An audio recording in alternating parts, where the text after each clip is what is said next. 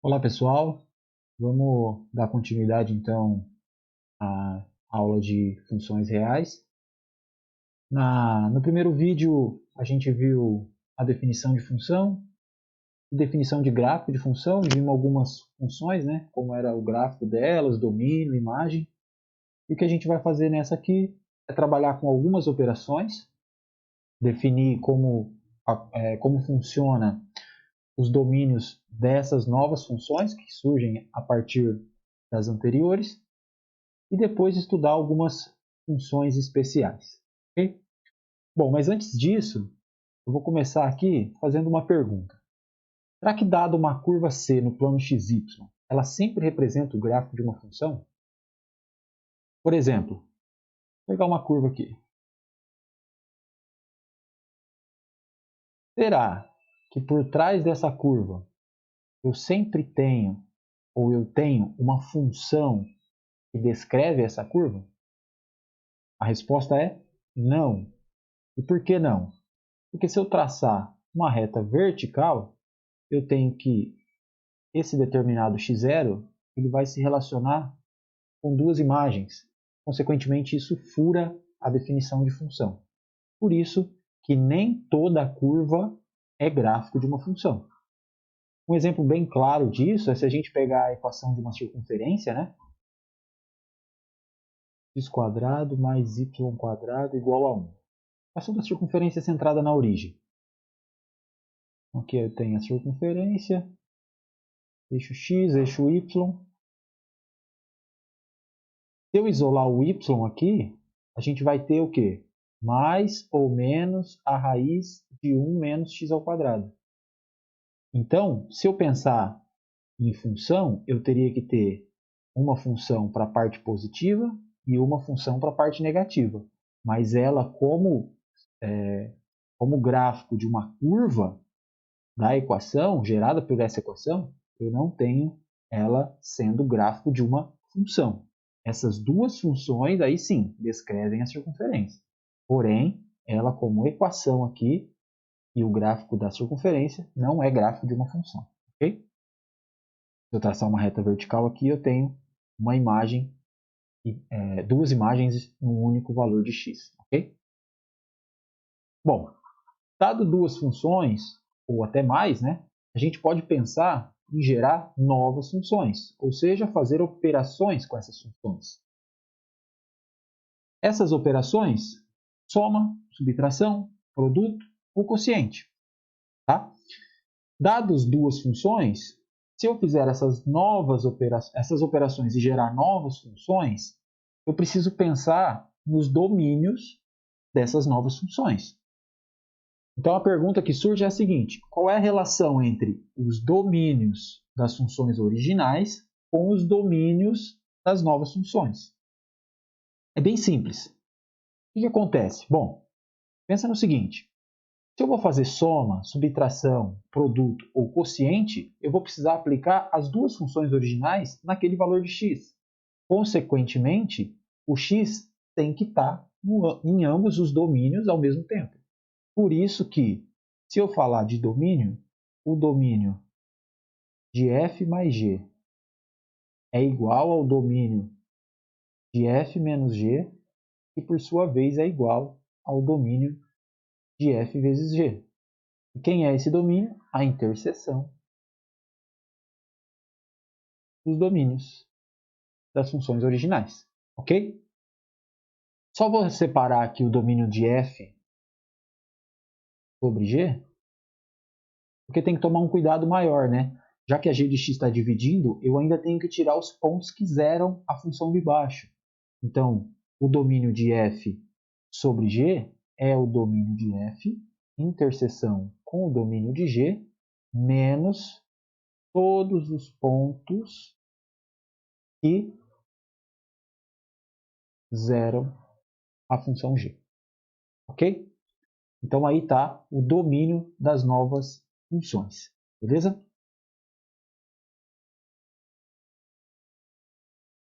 Se eu pegar uma constante e multiplicar por uma função, o que a gente faz com o domínio dessa nova função? Uma constante vezes a f. Como eu vou aplicar apenas a f nesse valor de x, o x tem que estar no domínio da f. Então, o valor dessa nova função com relação ao domínio da função original não muda em nada. O domínio continua sendo o mesmo domínio da função original. Beleza? E uma que dá um pouco mais de trabalho é o domínio da composta. Por que o domínio da composta a gente tem que tomar um certo cuidado? Vamos lá, vamos entender quem é esse domínio, né? Vou pegar um exemplo para ficar claro que a gente tem que tomar um certo cuidado. Vamos pensar, eu tenho aqui a função x igual a raiz de, f de x igual a raiz de x, g de x é a função x ao quadrado, ok? A minha pergunta é a seguinte, será que quando eu falar em função composta, eu posso apenas fazer a regra da composta, olhar para a regra final e aí determinar o domínio, a condição de existência dela? A resposta é não. Por que não? Repare, se eu pegar aqui a função, vamos fazer a composta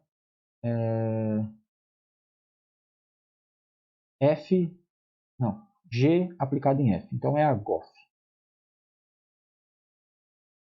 Então eu vou aplicar g em f de x e a regra vai ser então a g aplicado na raiz de x e eu tenho a raiz de x, então ao quadrado, isso me dá x. Se eu olhar para a regra final, a gente é levado a pensar que o domínio da composta são todos os reais. Mas qual é o problema que acontece aqui? No meio, na passagem aqui no meio, o x tinha que estar dentro da raiz, que era o domínio da f. Consequentemente, esse x aqui ele é maior ou igual que zero. Por isso que eu não posso olhar para a regra final para deduzir qual é o domínio da composta. A gente precisa usar a definição do domínio em termos de conjuntos. Quem é esse domínio, né, em termos de conjunto? Bom, já que eu fiz aqui a GOF, vamos determinar o domínio da GOF, tá? Vou apagar aqui.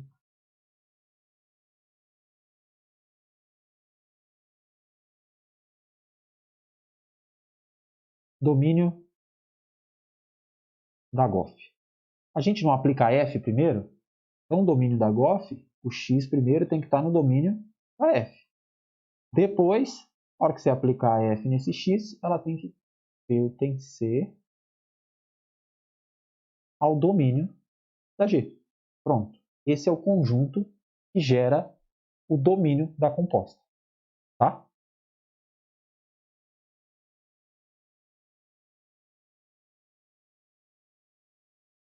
Aqui é um diagrama que representa aí a função composta, né? A gente aplica a f no x primeiro, depois aplica a g. Então é a f depois a g, então é a GOF, porque é a f depois a g. Tá? Só tomar esse cuidado que aqui inverte, né, na hora de fazer a composta.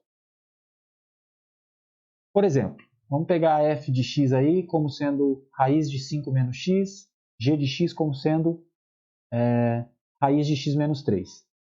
Pensando naquelas operações iniciais, eu tenho lá f mais g, é só somar, f menos g é só subtrair, f vezes g é multiplicar e f sobre g é fazer a divisão. Eu estou interessado aqui em determinar os domínios dessas funções. Relembrando que a gente precisa calcular o domínio da f e o domínio da g, e para essas três primeiras a gente faz a interseção. Depois, a gente pega e tira os x que zeram o denominador aqui para fazer o domínio do quociente. Beleza? Então vamos lá. Primeira coisa ali, domínio da função f. Eu estou com 5 menos x dentro de uma raiz quadrada. Então a minha condição, x pertencente aos reais, tais que 5 menos x tem que ser maior ou igual que zero. Se eu quiser denotar isso aqui em termos de intervalo, 5 menos x maior ou igual que zero, joga menos x para o lado de cá com mais x, então x é menor ou igual que 5. Então aqui eu tenho um intervalo menos infinito até o 5. Fechado em 5 porque ele pode entrar. Domínio da função g. X menos 3 também está ali dentro da raiz, né? Então eu estou com x menos 3 maior ou igual que zero. Em termos de intervalo, eu tenho que ter x maior ou igual que 3. Então é do 3 até o mais infinito. Domínio da f mais g, domínio da f menos g, domínio da f vezes g, é só fazer a interseção desses intervalos. Como aqui vai do menos infinito até o 5 e aqui do 3 para mais infinito, a interseção vai dar então, o domínio de f interseção com o domínio da g, que vai ser o domínio da f mais g, f menos g e f vezes g, vai ser o intervalo fechado 3, 5. Para f sobre g, a gente precisa fazer o quê? Pegar aqui, vou colocar aqui o domínio de f sobre g. Eu preciso tirar os pontos que zeram o denominador aqui. O 3 zera o denominador. Então, é o mesmo intervalo aqui, só que o 3 excluído. Então, eu tenho aqui um intervalo aberto em 3 e fechado em 5. Isso vai dar o domínio de f sobre g. Tranquilo? Assim, né?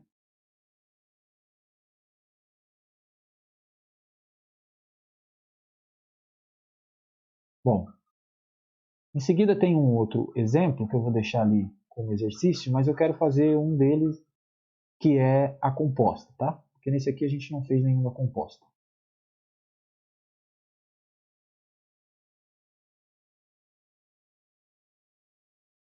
Então vamos lá. Eu tenho ali f de x igual a 1 mais x menos, raiz de x menos 2 e g de x igual a x menos 3. Eu vou calcular um domínio de uma composta aqui, tá? As outras aqui é a ideia do exemplo anterior. Então vamos lá. Vou pegar aqui a FOG. Tá bom. Então eu quero encontrar quem é o domínio da FOG. Definição. X pertencente ao domínio da G primeiro, tais que G de x tem que pertencer ao domínio da F. Agora vamos para os domínios. Quem é o domínio da G? O domínio da G, eu estou com uma função que eu não tenho nenhuma restrição de condição de existência. Então, o domínio da G é um x pertencente aos reais. Agora, a G de x, que é x menos 3, tem que pertencer ao domínio da F. Quem é o domínio da F? Aqui eu tenho a raiz de x menos 2. Se eu tenho a raiz de x menos 2, o x tem que ser maior ou igual que 2, porque eu não posso ter raiz quadrada de número negativo. Então, aqui, o x tem que estar no intervalo 2 mais infinito. Ou seja, eu tenho que ter o quê? X pertencente aos reais, tais que, para o x menos 3 está dentro desse intervalo, eu tenho que ter o quê? X menos 3 maior ou igual que 2. Aí eu resolvo essa desigualdade.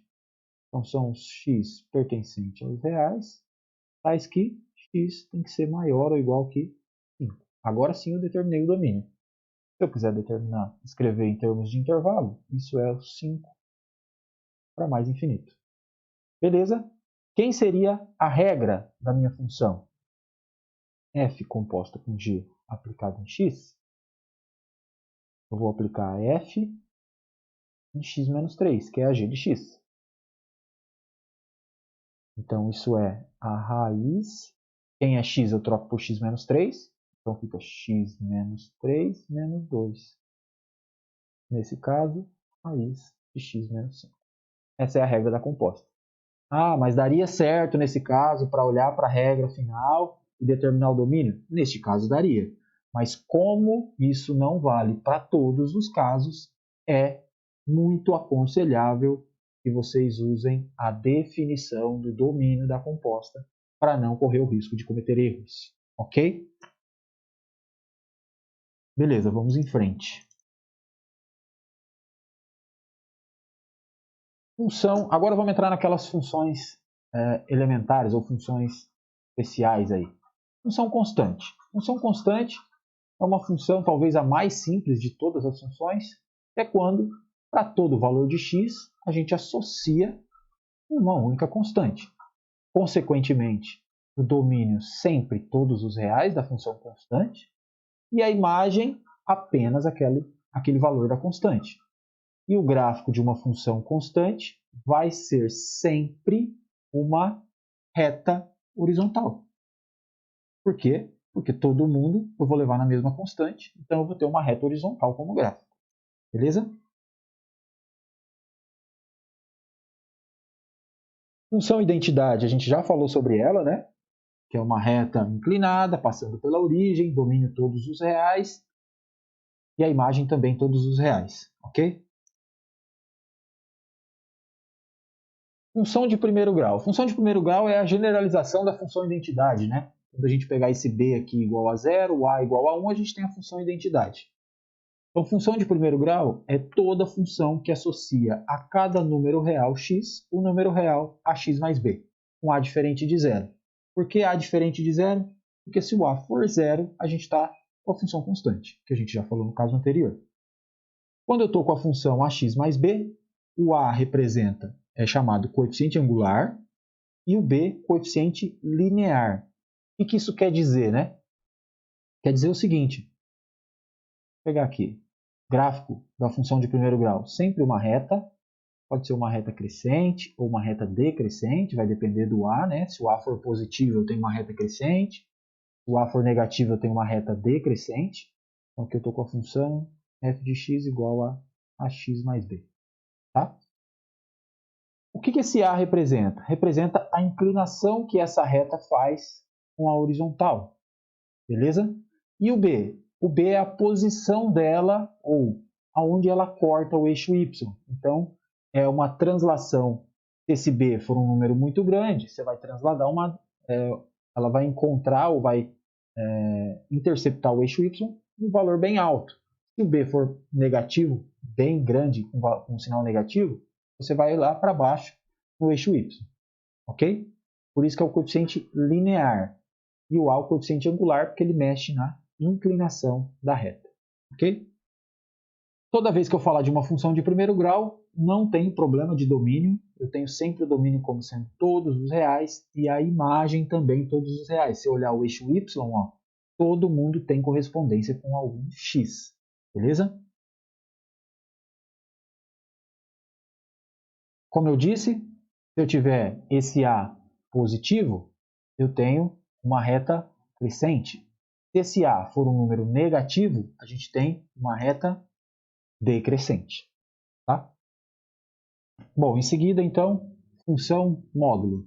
A gente já comentou, né, que a função módulo sempre pode ser entendida como uma função definida por duas sentenças, onde eu tenho o próprio x, o módulo de x é o próprio x se x é maior ou igual que zero, e é menos x se x for menor do que zero. O gráfico são as duas retas que se encontram na origem, e a imagem, então, sempre do zero para mais infinito. Também comentamos já anteriormente que se eu somar uma constante fora do módulo, o gráfico translada para cima ou para baixo. Se eu somar ou subtrair uma constante dentro do módulo, no argumento da função, o gráfico translada para a direita ou para a esquerda. Função quadrática. A função quadrática ela pode ter vários comportamentos, né? Ou seja, uma função da forma ax² mais bx mais c, com a diferente de zero.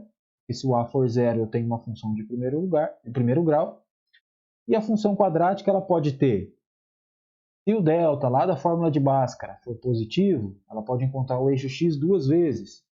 Se o a for positivo, com cavidade voltada para cima. Se o a for negativo, com cavidade voltada para baixo.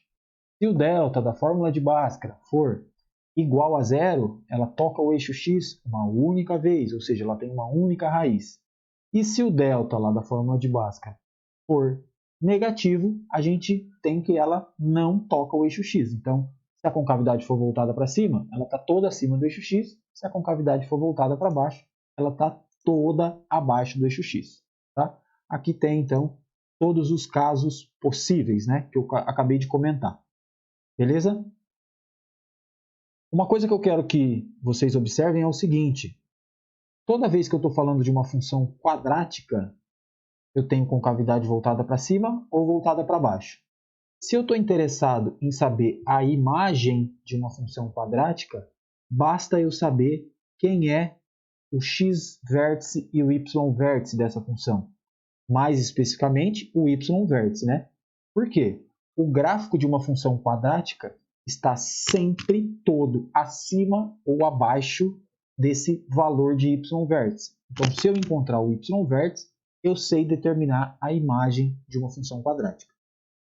Para isso, a gente consegue reescrever uma função da forma ax² mais bx mais c, com a diferente de zero, num novo formato, numa nova cara, onde já fica evidente quem é o x-vértice e quem é o y-vértice. Como é esse formato? O formato é esse, f de x igual a x menos o valor que vier aqui é o valor do x-vértice ao quadrado, mais, e o valor que tiver aqui fora é o valor do y-vértice. Tá? Toda vez que eu tiver neste formato, eu já sei determinar então quem é o y-vértice, consequentemente eu já sei determinar quem é a imagem. Para a gente sair dessa expressão e chegar nesse formato, a gente usa uma técnica chamada completamento de quadrado. E com completamento de quadrado, a gente então consegue escrever dessa forma. Tá? Eu vou pegar um exemplo aqui e mostrar a técnica aí do completamento de quadrados, e daí vai ficar mais simples de entender. Vamos lá. Função, então, f de x igual a 2x ao quadrado mais 4x menos 1. Ok? E eu quero reescrever essa função com essa cara aqui para eu saber quem é o x-vértice e o y-vértice. Beleza? O que a gente faz? Primeira coisa, coloca em evidência o termo que é o mesmo a aqui, é o mesmo a aqui. Então, coloca em evidência o termo que está multiplicando x ao quadrado. Então, o 2 multiplica x ao quadrado mais 2x. O menos 1 pode deixar lá fora, não tem problema, porque ele vai se juntar para formar o y-vértice aqui. Neste termo aqui, a gente vai fazer o chamado completamento de quadrado. O que é o completamento de quadrado? Eu quero reescrever x ao quadrado mais 2x como sendo x, aqui é mais, então vem o mais aqui, alguma constante ao quadrado. É claro que aqui eu não tenho um quadrado perfeito, então eu vou ter que reajeitar essa igualdade subtraindo alguma constante aqui fora. Vamos lá. Se eu fosse abrir um quadrado, o que a gente faz? Quadrado do primeiro, 2 vezes o primeiro pelo segundo, quadrado do segundo. Então, quando a gente abrir esse quadrado, tem que voltar neste termo. Quadrado do primeiro, x ao quadrado. Tenho aqui, ótimo. O 2 vezes o primeiro pelo segundo tem que dar o 2x. Então, quem vem como constante aqui é sempre a metade do termo que multiplica o x. Porque quando eu fizer 2 vezes x, nesse caso vezes 1, volta a ser o 2x, que já está lá. Só que, como eu disse, na hora de abrir esse quadrado, eu tenho 1 ao quadrado. E se eu tenho 1 ao quadrado, que é 1, e eu não tenho aqui, então eu vou tirar 1 aqui fora para poder se manter a igualdade. Pega tudo isso aqui e troca aqui. Então, a gente chegou nisso aqui. 2 vezes x mais 1 ao quadrado, menos 1, e o menos 1 que já tinha lá. Distribui o 2, 2 vezes x mais 1 ao quadrado, menos 2, menos 1. Então, 2 vezes x mais 1 ao quadrado, menos 3. Pronto, escrevemos nesse formato aqui. Quem é o x-vértice para este caso? Aqui não é mais 1, eu consigo escrever o mais 1 como menos menos 1, para poder ficar nessa cara aqui. Então, o x-vértice é o menos 1. E o y-vértice? Mais menos 3. Mais menos 3. Então, menos 3. Se eu perguntar quem é a imagem dessa função? Com cavidade voltada para cima, porque o a é positivo, que é o 2. Consequentemente, a imagem dessa função é do menos 3 para mais infinito. Todo mundo que está acima do y-vértice. Sem desenhar gráfico, sem fazer nada. Simplesmente completando o quadrado. Tá? Só para confirmar, ó, eu tenho o gráfico dela aqui. Note, menos 1, menos 3. Aqui é o x-vértice e y-vértice. E o gráfico, então, todo mundo para cima do y-vértice. Beleza? Eu falei antes que a gente tinha lá dentro do módulo, somar ou subtrair constante, fora do módulo, o que acontecia com o gráfico. Isso pode ser feito para qualquer função, tá? Essas são as chamadas fórmulas de translação, que é quando você pega uma função e soma ou subtrai uma constante fora ou dentro do argumento. Se você somar fora do argumento da função, você está transladando a função original para cima ou para baixo. Se você soma ou subtrai dentro do argumento da função, você está transladando o gráfico da função original para a direita ou para a esquerda. Tá? Eu vou usar aqui funções quadráticas para fazer alguns exemplos. Então vamos lá. f de x igual a x ao quadrado menos 1. Quero saber como é que funciona o gráfico. Bom, quem é a função original? F de x é a função x ao quadrado. Função x ao quadrado, a gente sabe, com cavidade voltada para cima, passa na origem. Essa é a função x quadrado. Se eu estou com x ao quadrado menos 1, eu estou pegando a função x ao quadrado e transladando uma unidade para baixo. Então, ela está agora passando aqui no menos 1. Então, o comportamento é basicamente o mesmo, só que transladado uma unidade para baixo. Se eu tenho aqui, na letra C, por exemplo, a função x menos 1 ao quadrado, o que a gente está fazendo com a função original? Eu estou transladando uma unidade, só que é dentro do argumento. Então, é para a direita ou para a esquerda. Consequentemente, o gráfico vai ficar transladado, como é menos 1, a gente está transladando para a direita. Ela toca, quando x for 1, ela toca no 0. Então, ela toca aqui no 1. Beleza? Então, aqui eu tenho a função x menos 1 ao quadrado. Essa aqui é a x ao quadrado menos 1. Tá? Translação para a direita, para a esquerda, para cima ou para baixo. Ok? E se eu tivesse a função aqui, vou chamar aqui de uma outra função, sei lá, uma função h de x, se fosse assim, x menos 1 ao quadrado menos 1. O que a gente está fazendo? Eu estou juntando essas duas. Então, eu estou pegando a translação para a direita, por causa do menos 1 aqui dentro, e estou pegando a translação para baixo. Então, seria o gráfico dela transladado uma unidade para a direita e uma unidade para baixo. Então, o gráfico dessa nova função aqui seria algo assim, né? Uma para a direita e uma para baixo.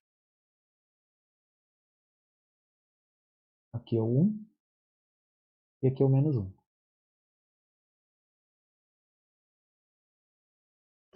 Beleza? Então, daí dá para brincar bastante. Nesse caso aqui, se eu pegar na letra E e eu quiser determinar isso, a gente completa quadrado e dá para saber, para reescrever nesses formatos aqui. Provavelmente vai dar algo parecido com essa H aqui. Consequentemente, a gente consegue saber o que a gente estava fazendo com a função x quadrado original. Ok? Continuamos no próximo vídeo, então.